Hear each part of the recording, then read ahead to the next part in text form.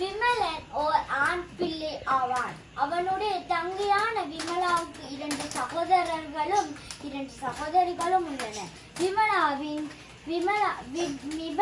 விமலனின் தாயாருக்கு உள்ள ஆண் பெண் பிள்ளைகளின் எண்ணிக்கையாளர் பட்டிருக்கு.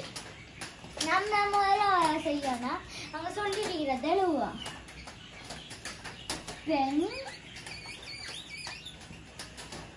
ஆண்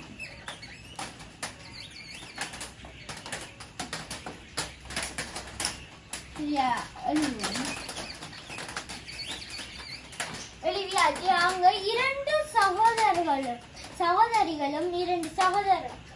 அந்த சகோதரர்களுக்குள்ள விமலனும் வருவான்.